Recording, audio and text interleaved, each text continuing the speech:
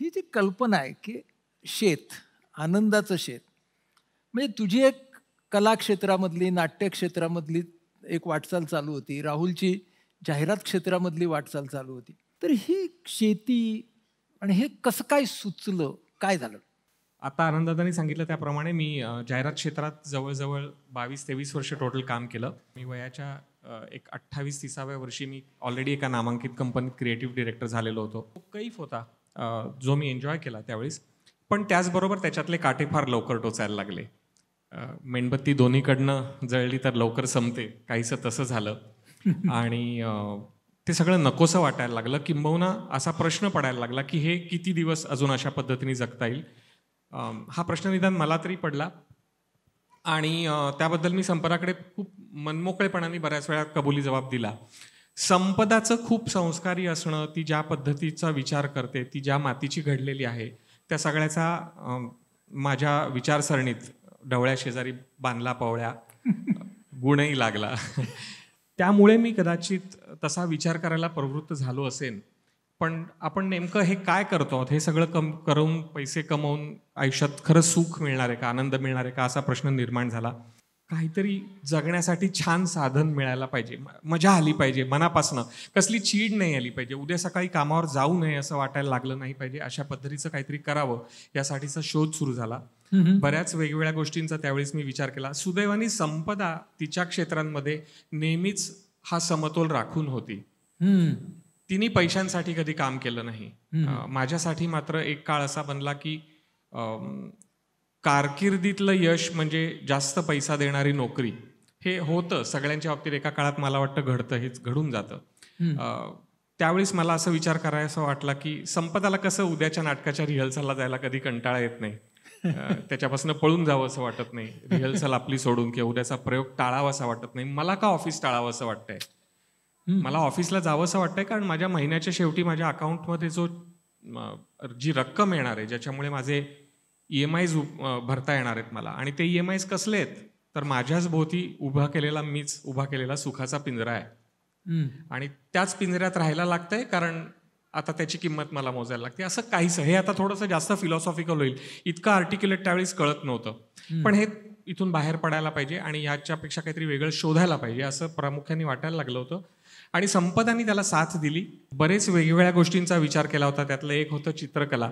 मला आठवतंय की चित्रकलेच्या कॉलेजला जायचं म्हणून तुझ्या वडिलांनी, आनंदाच्या वडिलांनी, प्रिन्सिपल नाडकर्णी प्रिन्सिपल सर होते, त्यांनी माझी भेट जाहिरात क्षेत्रातल्या एका खूप मोठ्या व्यक्तीशी घडवून दिली होती की तू ह्यांचा सल्ला घे. आणि त्याने म्हणजे माझ्या घरच्यांनाही थोडं पटावं जे स्कूल ऑफ आर्टला जाणं. सो चित्रकला ही मला जीविकेचं आणि उपजीविकेचं साधन होईल का असा त्यावेळेस एक विचार होता. त्यासाठी मी तिकडे गेलो होतो. त्यामुळे पुन्हा चित्रकलेकडे वळावं का असं वाटलं. मला पायलट व्हायची इच्छा होती, त्याचा प्रयत्न केला. पण ते लक्षात आलं की आर्थिकदृष्ट्या ते परवडणार नाही आणि ते योग्य नाही ठरणार आयुष्याच्या वळणावर. कारण ऑलरेडी आम्ही एक जोडपं होतो, आम्हाला एक मुलगी होती, आम्ही एक जबाबदार कुटुंब होतो. मी वडील आणि एक नवरा म्हणून जबाबदार होतो. सो काय वेगळं करता येईल की ज्याच्यात मला फायनान्शियल सॅक्रिफायसेसच्या व्यतिरिक्त मला माझा आनंद पण मिळेल. तो शोधावासा वाटला आणि त्यातून गावी गेल्यावरती हे सगळे टोचणारे काटे नाहीसे होतात हे कायम लक्षात यायचं की गावी कसं सगळं स्विच ऑफ झाल्यासारखं होऊन जातं मस्तपैकी, त्या सगळ्याचा विसर पडतो. कायम गावी राहण्यासाठी काय करता येईल ह्या विचारातनं कुठेतरी शेतीपर्यंत येऊन ठेपलो आणि त्यानंतर कृषी पर्यटनाचा मार्ग सापडला. अर्थातच त्याला जबाबदार आहे किंवा त्याचं श्रेय आम्ही देऊ, चांगल्या अर्थाने जबाबदार म्हणतो ते म्हणजे आम्ही दोघांनी पर्यटक म्हणून सगुणा बाग नावाच्या कृषी पर्यटन केंद्राला, कदाचित आपल्या सगळ्यांना माहिती असेल, शेखरदादा भडसावळेंचं आहे, तिथं गेलो होतो आणि कृषी पर्यटन खूप मनाला भावलं. किती छान काम आहे असं मनापासून वाटलं. शेखरदादांनी त्यावेळेस मनात पेरलेला विचार, अन्न सुरक्षेबद्दलची दिलेली जाणीव, अन्न संकटाबद्दलची, या सगळ्यामुळे शेतीकडे वळावंसं वाटलं. सुदैवाने वडिलोपार्जित जमिनी होत्या, त्या कारणी लावता येतील या निमित्ताने आणि बघू आपल्याला काय जमतं. खूप काही असं समाजासाठी करायचं वगैरे नाही, आधी माझ्यासाठी, आधी मला ते सुख, मला ते समाधान मिळू दे, मला मातीत हात घालता येऊ दे, या दृष्टीने तिकडे वळायचं ठरलं. अशा पद्धतीने आनंदाच्या शेताचा शोध लागला आमचा आम्हालाच. इतकं छान चाललं होतं, माझं करिअर उत्तम होतं, राहुलचं नाव खूप होत होतं, त्याचं करिअर उत्तम होतं आणि हे काय अचानक आठवलंय म्हणून काळजीयुक्त स्वर निघत होता की काय करताय तुम्ही आणि का. छान आता घडी बसली आहे, रिटायर व्हायचं आणि मग म्हातारं व्हायचं आणि पेन्शन नाही पण तुम्ही साठवलेल्या पुंजीचं व्याज घेत जगायचं, ही एक ठराविक. आणि पाहिजे तर गावाला जायचं असेल तर ते रिटायर झाल्यावरती जा. पण त्याच्यामुळे त्यांची काळजीयुक्त आणि साशंक अशी नजर मी समजू शकले होते.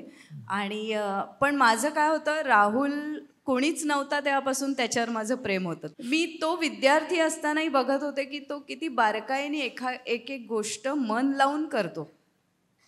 मग ते त्याच्या शाळेतलं प्रोजेक्ट असू दे, कॉलेजमधली असाइनमेंट असू दे, जरी उशिरा त्यांनी सबमिट केली तरीसुद्धा ती त्याला पूर्ण समजून मग तो करायचा.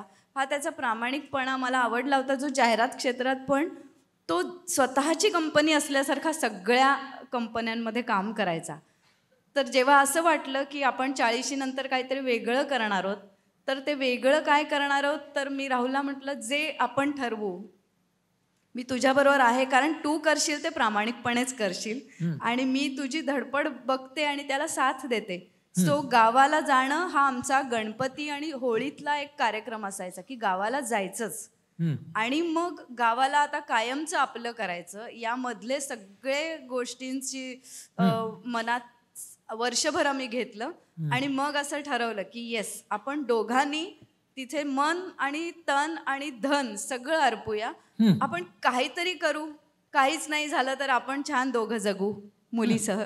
हे सगळं तात्विक पातळीवरती, वैचारिक पातळीवरती चांगलं होतं.